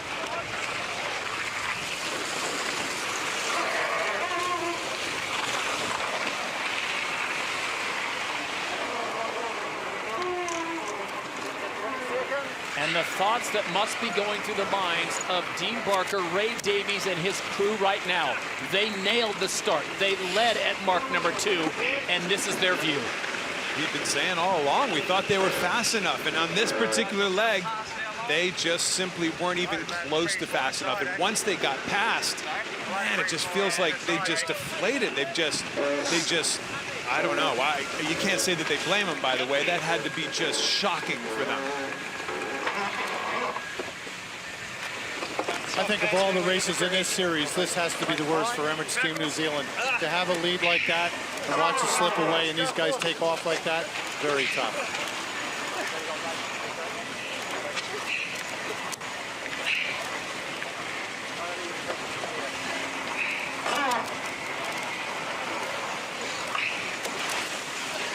With a lead of over 1,000 meters, Oracle Team USA are making their way to a victory here in race number 18.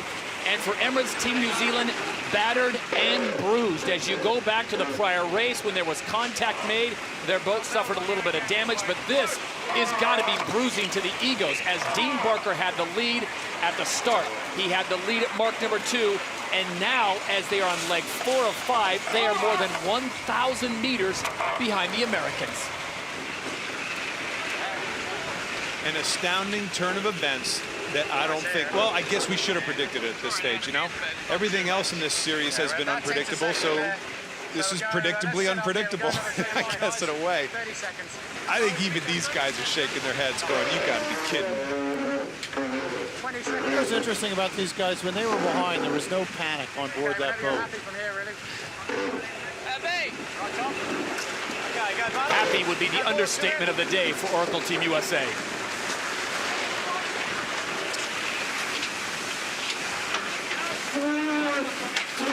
And we can start talking about the pressure that is on both of these teams now, because it looks as if weekend, the comeback is complete. Now, if you're Oracle Team USA, you can't come all the way back from 8-1 and not win it.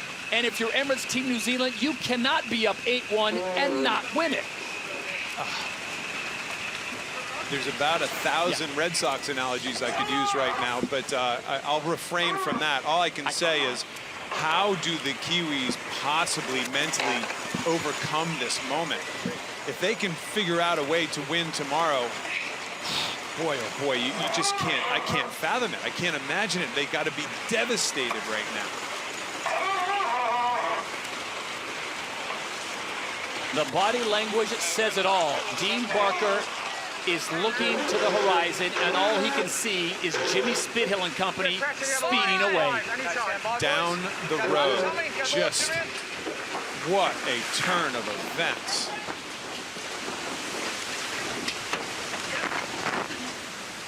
Really good pressure, guys. Nice lay line, Tom.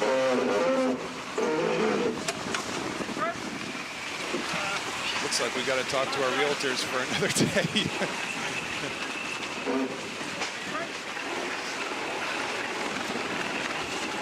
There is the current situation here in San Francisco at the 34th America's Cup. Oracle Team USA was down, but not out. But for all intents and purposes, it looked like it was a done deal. And over the next 5 days, Jimmy Spithill has absolutely willed his team on. And they have knocked down win after win. And they have won 2 today if this stands up. At mark number 4, the clock runs and the Americans head for home. And for the folks in America, there is a new soap opera in town. Forget Days of Our Lives, the America's Cup has taken hold.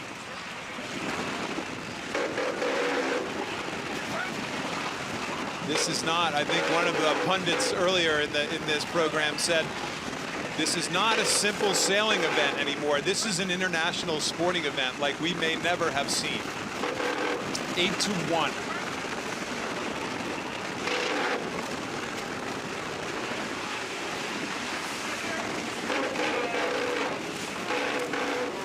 At mark number 4, Emirates Team New Zealand makes the turn. And at 9:36 in the morning on Wednesday, more than 4 million Kiwi fans are not enjoying this view. They're in shock. They're stunned. Pressure down, a big puff after the finish. As they come to the line, the comeback is complete. Lovely race, guys. That's awesome.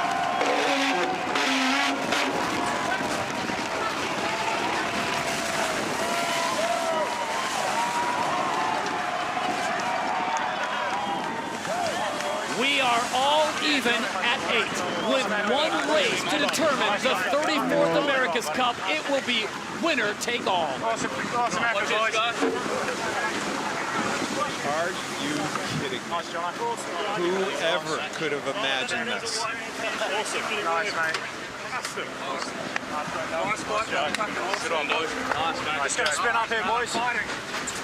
I think I heard the word awesome repeated at least 3 or 4 times. That was magnificent. By me or by them? I know I keep using the same words over again, but it's impossible not to at this stage. And the other side of the story, the final delta, 54 seconds. And for Dean Barker, Emirates Team New Zealand, the nightmare continues.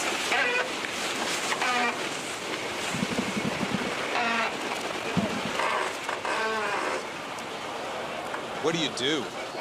You change your plane for today and you stay tomorrow and you watch this play out. I'm not talking about me specifically. I'm talking about Emirates Team New Zealand at this stage. These are some of the toughest guys you'll ever meet on the planet, and they've just watched this thing unravel before their very eyes.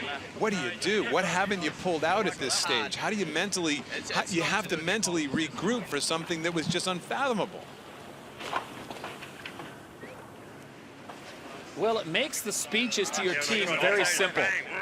We win, we get the cup. We lose, it's over.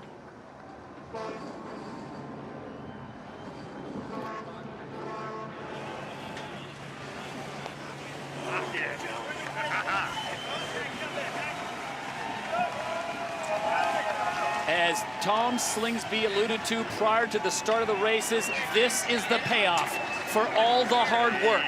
They have come even with the Kiwis. Both boats now on match point for the 34th America's Cup. I think that's emotional just a little bit for those guys. I mean, in front of your hometown fans, the flags waving, the comeback, the most unpredictable comeback in our sports history, possibly, right before your very eyes. Good for them.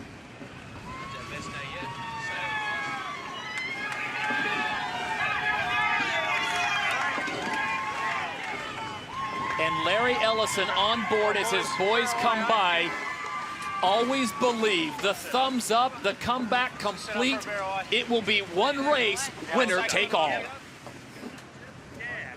Larry has a convention in town. I believe it's called Oracle World.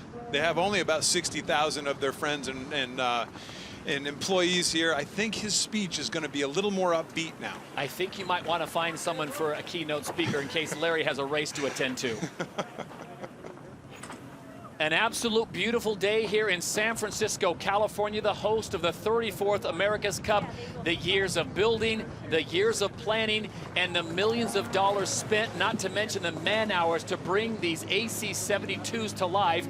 And we have seen one of the most incredible comebacks, not only in the sport of sailing, but in the world of sport.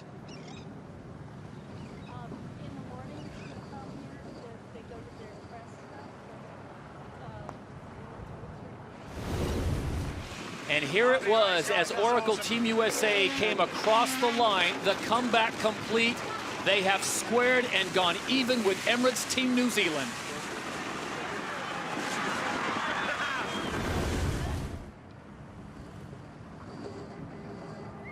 An emotional day for both boats as the Americans celebrate their amazing victory, not one but two today, to bring them even with Emirates Team New Zealand.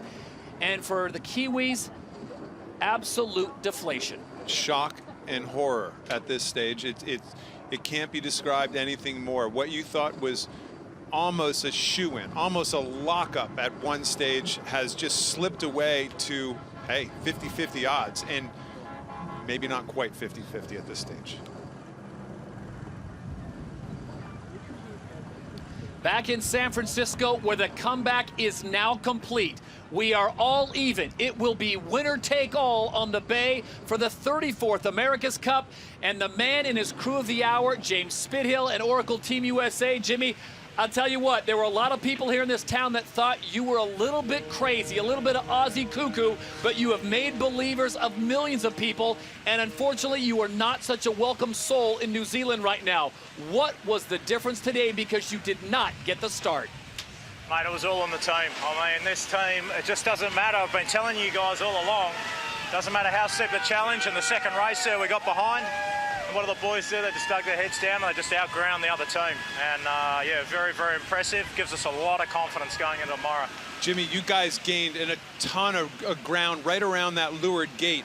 What was going on? Why was that side of the gate work out so well for you guys? Benny and Tom were really studying with Juan before that second race. You know, just where that tide line was with the cone, and he just made a great call to split right there, and we took a huge gain there. And man, I'll tell you what, our afterguard's working really well at the moment, and the boys are doing a great job. Jimmy, with the start so important, what do you and Tom and Ben do to prepare for the start tomorrow? Well, we'll just do what we've been doing, you know. We'll go back with Philippe and we'll really study hard the two starts today. Yeah, I mean, look, it's what gives us confidence is, you know, we've really improved the boat. I mean, the boat is going fantastic. The boys just want it more than anything, and, mate, bring on tomorrow. Jimmy, is tomorrow the most important race in your career? Mate, it's the most exciting day of all of our lives, and we wouldn't want to be anywhere else. And final question for you, all things being equal, how would you like to see the conditions play out tomorrow for a winner-take-all scenario? Mate, we're up for anything, honestly. I think this boat's just going great. So, look, any conditions are good with us. We're just looking forward to getting onto the racetrack and having one hell of a fight. Jimmy, thanks for your time. Congratulations. We appreciate what you've done for the sport of sailing. Thank you. Jimmy Spithill, the helmsman for Oracle Team USA, has brought this even in one of the most amazing America's Cup of all time. As we go back and take a look at this one more time, it all begins with the start, Ken. We thought if Emirates Team New Zealand could get the start, they had to equal speed, they could get the win. They did just that. Yeah, I've been saying that now for a while. These last two races, they just get an overlap here, and then it just breaks. The umpires say that it was no harm, no foul right there. I mean, they're within inches of each other. Dean Barker's trying to will himself into tapping him on the leeward side of the boat, but it doesn't happen. But they get the start. It becomes a time, instead of a windward leeward in an overlap situation here, it eventually becomes a time and distance start. And you know what? These guys made it stick from the downwind side of the line, a line that we haven't seen them make a good start from in a while. This is as close as it could get. These are two guys who've gotten so used to their boats, so used to dealing with these high speeds and close quarters. I mean, they're within inches of each other here at this stage. And hey, it was just about a dead even start. Here it was one more time. Emirates Team New Zealand in the favorable position. Well, they were, but I mean, it really can go either way. It's who accelerates first at this stage. They cross the line almost at identical spots. It's who can accelerate. A lot of times you see the boat to weather get over the top, but not in this particular case. And look at this, Emirates giving Oracle a little taste of their own medicine, pushing them wide. Yeah, that was pretty nasty. That was a gnarly little stuff there by Oracle. They got loose up here right now. They got behind. They were definitely going to be behind. Team New Zealand faked a little luff, and then they peeled away. Oracle, yeah, they didn't have a great jibe coming up here soon as well. That's a nice little washing, nice little bath. But you know what? These guys figured it out, got back into it pretty quick. On the second leg, both boats, Kenny, looking very good. The Americans looked like they were gaining up on the foils and just cruising. And here they make the jibe early before the Kiwis. I think this is the spot that everybody's going to second guess for the rest of our lives, maybe. Why didn't Team New Zealand go with Oracle right here? They could have jibed, stayed in sequence, and possibly followed Oracle around the same mark, but Oracle jibe, Team New Zealand didn't go with them, and here we go. Here's the split, the dreaded split. When you're the boat ahead, you don't want to split. When you're the boat behind, you're trying to force it just to see if anything that can happen. Jimmy Spithill said they wanted this side. Not only did they get a split, but they got the gate side that they thought was advantageous. And here it was on leg number 3. Remember, it sounded like momentarily that Ray Davies and Dean Barker were going to hit the Americans back, basically push them back. Didn't happen. Didn't happen because they were just too tight. They had to, I think they had to tack in where they did. They either had to cross and go all the way to the other side, to the San Francisco side of the course, or they had to tack where they did. They tacked and they stayed high and slow. Oracle actually put the bow down and just started foiling right up to them, and sure enough, get complete control when they tack at the boundary. And that was the race. At that moment on, it was all Oracle Team USA. They come across the line. The improbable comeback is complete.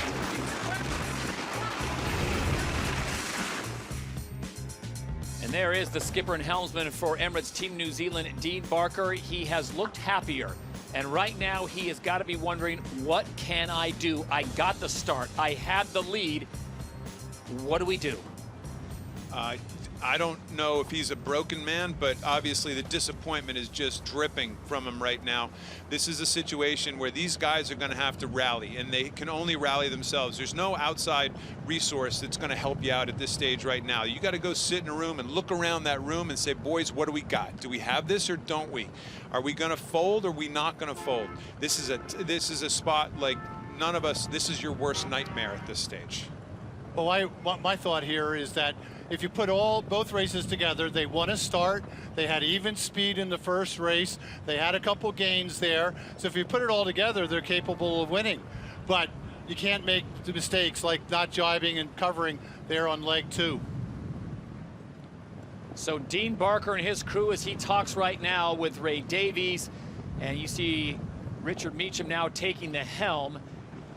All they know is this: the Americans have won 10 races. They were docked 2 by the international jury, which said that they had an infraction during the America's Cup World Series, which was the lead up to this America's Cup. So they took away 2 points. It is now even at 8. There's nothing you can do. There's no speeches you can give. Whoever wins the next race is the owner and winner of the America's Cup. Yeah, I made a mistake before saying it was 8-1. It was actually 8-3. 8-1, 8-3. Still pretty good odds if you're a Kiwi fan, and how well they were sailing early in the event. You never thought there would be a turnaround like this. Never. None of us ever could have predicted this. These guys couldn't have predicted it. The only people that were predicting it was Oracle. They dug it in. They've talked tough this whole time. We've kind of grimaced at how tough they've talked at times, but you know what? They're backing it up. Grant Dalton there, the man with the 6 on his helmet. He is the general manager of Emirates Team New Zealand, the syndicate head that has put this whole progress together. And you're basically talking about 3 or 4 years of work that now comes down to one race. I like the fact, that Grant Dalton is there, that he's right in the middle of it, talking to him, taking some leadership. Good move. Well, as the Kiwis head back to their dock, and Dean Barker, a solitary man on the back, just looks at the San Francisco city front and has to come up with some magic, has to come up with something. He's gotten a start. He's led at mark number 2, only to see the wind go away. And let's not forget, we go back a few days when the Kiwis basically had the win and the time limit snuck up and got them as they made the turn for the finish line, and the apparent 34th America's Cup victory was theirs, only to hear over comms that the race had been called because the 40-minute time limit had been exceeded. The twists and turns of this event, 3 times it's technically happened to these guys. They were way ahead in that one race when the limit actually ran out because of lack of wind. They were ahead by a reasonable amount in the race that was called because of too much wind. And they were ahead right after the start in a 3rd race that was called because of too much wind. The irony on both sides can point to this or this reason as to why they should have won the Cup by now. Fact is, we have the deciding race tomorrow, and it's something that none of us could have ever predicted. Folks, don't miss it. The final race for the America's Cup will take place tomorrow, weather permitting, but we want to go back and look at the start one more time. This was the start of race number 18. Emirates Team New Zealand had port entry, which was thought to be favorable. They slide down below, and they do, in fact, get the hook. It's just a small amount of overlap, and it was, we're talking about inches that they got the overlap, and you're thinking, it's done. Exactly, a tiny little overlap right there, possibly, but the umpires say, hey, no harm, no foul. You can see it's broken already again.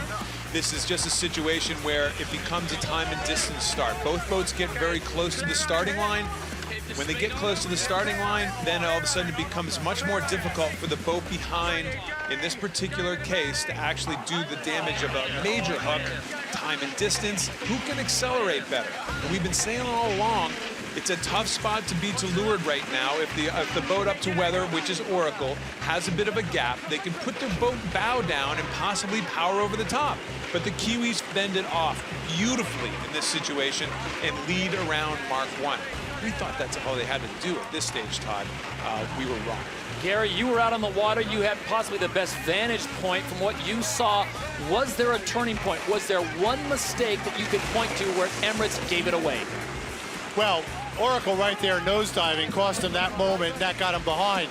But really, you had 2 moments. Going downwind, there was a good shot there. Well, we're looking at the start here. Going downwind, they should have jived and covered. But New Zealand, way down on the left lay line, gets a hook underneath there, forcing USA up. It was very dangerous. They have another boat length to the left. New Zealand wouldn't have been able to get to the line. And then coming off the line, Oracle nosedived one time, just in accelerating, allowing New Zealand to have an overlap heading for that first gate. So maybe a little bit of luck, but I like the aggressiveness of Dean Barker. He's got to be able to do it again in that final race. And this was the moment. Emirates Team New Zealand right away. In catamarans, it's a very awkward spot that you're only about a boat length and a half, 2 boat lengths ahead at that stage. It's really hard to tack directly in front of your competitor because they can zoom underneath you and automatically get in a right-away position, a luffing position, so they tack well to leeward. Maybe a little too far to leeward possibly, but again, folks, it's so hard to judge at the speeds they're coming at each other, and here is the moment of the race. New Zealand is a little slower.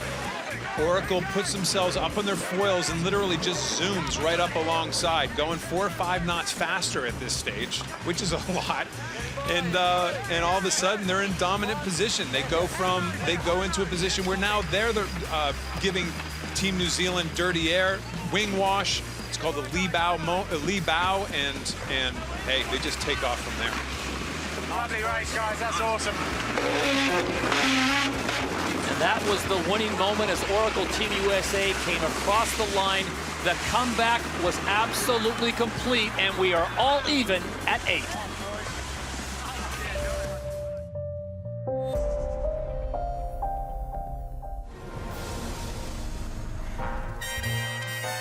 History is part of the DNA of the America's Cup. And Bob Fisher, who's covered 15 Cups over 46 years, believes one era stands out.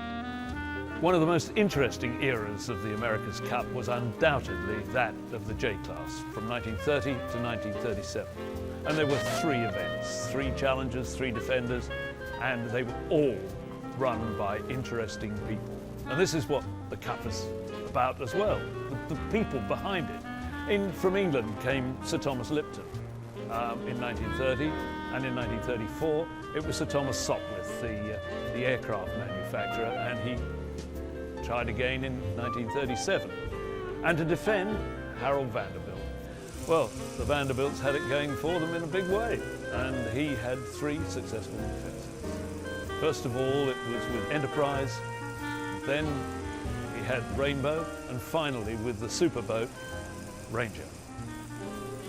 Today, we have foiling catamarans competing for the America's Cup. That's technology in sailing at its highest possible level. But technology has always been part of the America's Cup. From America herself, which was technologically better than the British boats of 1851, and particularly it was accelerated during the 30s with the J-Class. I mean, they had aluminium masts and things of that nature, and winches which had started to come in, and it made the work a lot easier. The J-Class held the romance of the America's Cup to the absolute nugget. You couldn't get any more glamorous than that, with the mansions in Newport to back it up, and the people who were involved. But, you know, we had to move on. And then came World War II, and that destroyed the economies of the world.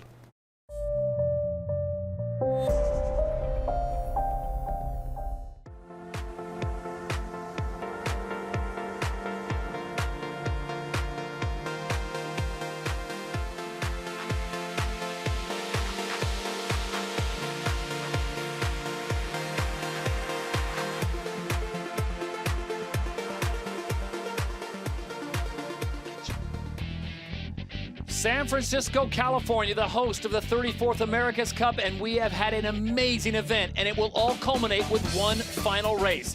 It will be day 16 with it even at 8 points apiece in a winner-take-all scenario. Ken Reed, could you have possibly imagined this just a week ago? Well, as most of you at home realize from listening to me, this is my first time in the commentary booth, and thank you for inviting me, because none of us, I could never have imagined this. Russell Coots and Larry Ellison, who kind of created this dream, nobody would ever have imagined that this could possibly be taking place. The final race, down to the wire, this is it. Winner takes home the America's Cup. It will be day 16, race 19, all even at 8, and whoever wins the next race will own the 34th America's Cup.